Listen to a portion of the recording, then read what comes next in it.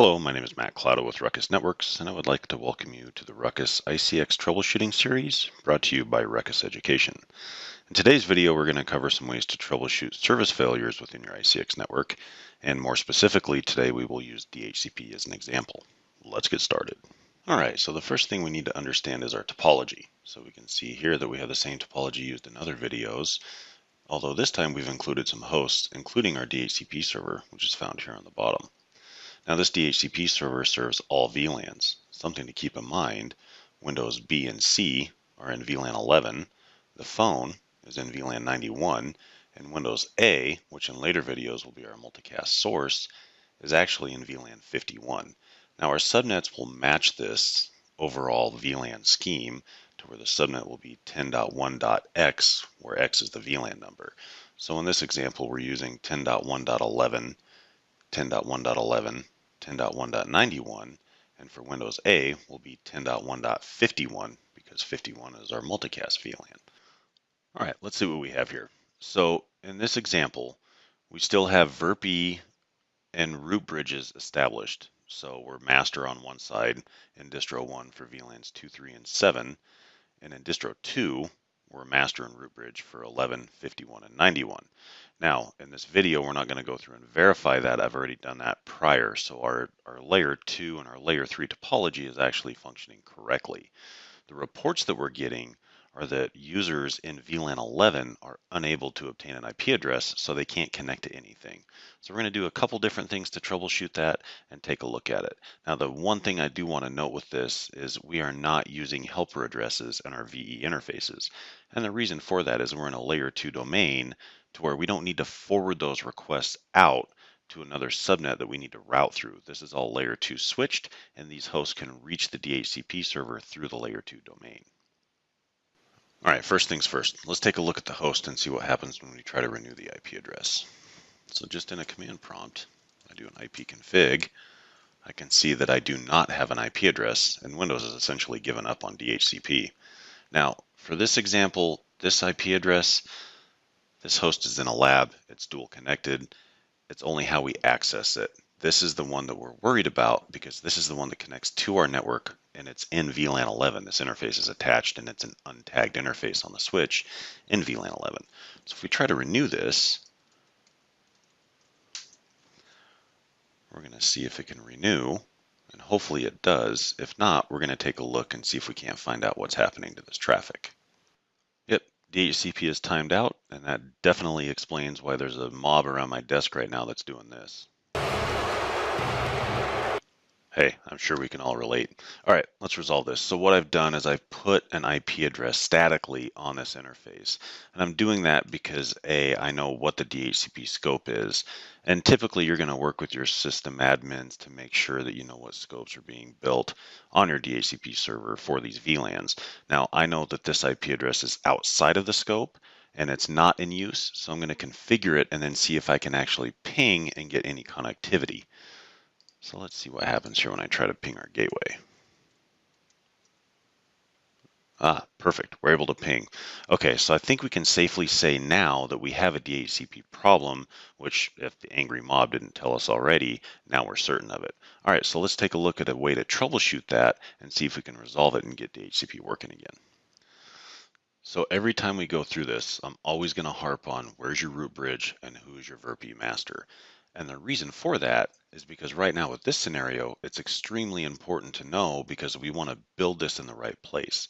So we're actually going to look for DHCP traffic that's not only coming from our hosts because we know that's happening, but also returning from our server. So that's going to show us where our problem is if the clients aren't sending it correctly or if the server isn't responding.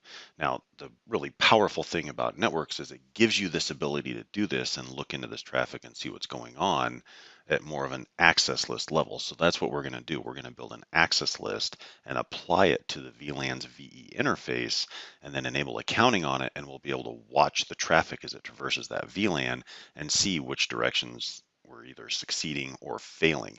Now, again, this is going to be one of those things that it's not only what you see, it's what you don't see.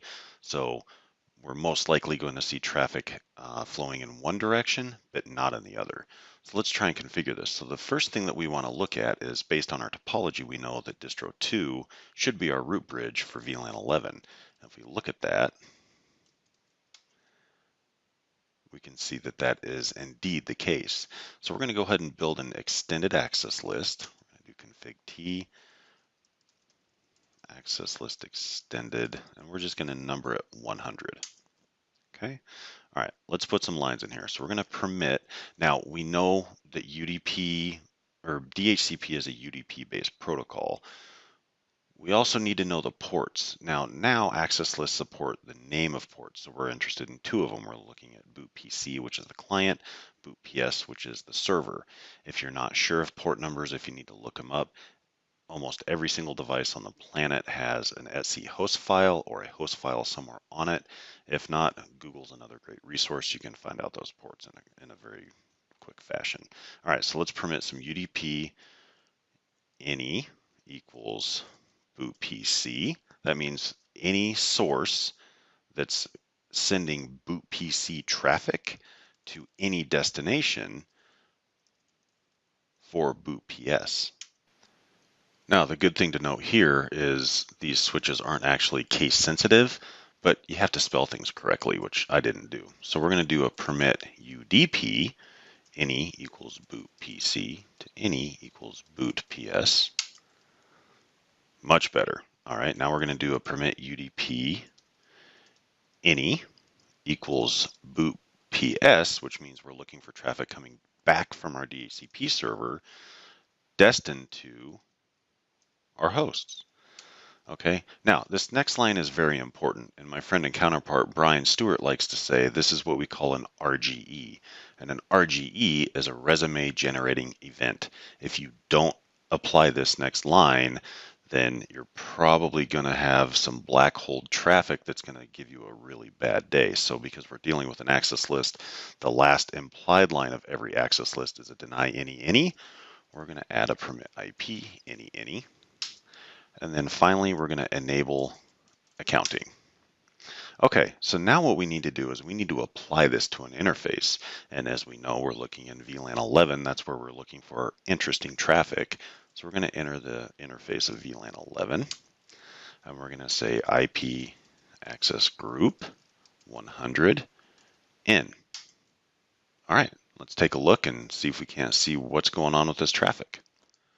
All right, so I'm going to end here because I want out of config, and I want to actually see what this access list is seeing. All it's doing right now is it's not actually filtering any traffic because we're accounting on it, even though it has the ability to do that. It's, again, it's because we've created permits, right? So we're permitting UDP and we're permitting any, so it's not denying any traffic.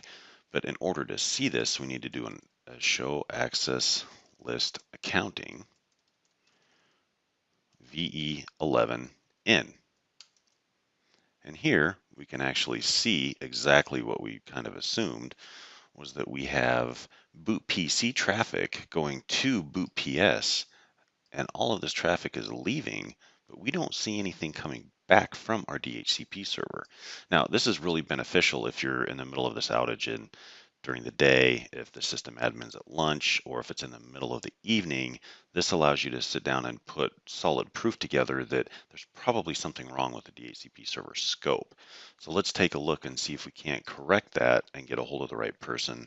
We'll take care of that. We'll come back and we'll see if DHCP is functioning again. Well, we got a hold of somebody. They took a look at it, found an issue on the DHCP server. They claim that it's now resolved. So in order to test this, we now have to take our static IP address off. We're going to obtain that automatically. And we're going to jump in here and do an ipconfig renew. And we should see this return. Oh, and it did. 10.1.11.202. And in perfect fashion, this is inside of our DHCP scope that we know is configured. So let's take a look at our accounting and make sure that we're seeing the same thing. We can see that traffic going back and forth. Okay, fancy little up arrow. Check our accounting. Ah, beautiful. Outbound from our host to our server, inbound from our server to our host, and the issue is resolved. So all of our users that are in VLAN 11 should now be able to obtain an IP address, and we can call this issue resolved. Now, one thing I would recommend is once this is done, I would just take that access list off of your VE interface. The access list can live there. It's not applied to anything, so no traffic will actually hit it. So we'll go ahead and remove that. Just no. There it is. It's gone. Right mem, and we're good. All right, so I think we've resolved this. We're back up to normal, and everybody seems happy. The angry mob is left, and it's time to move on to the next issue.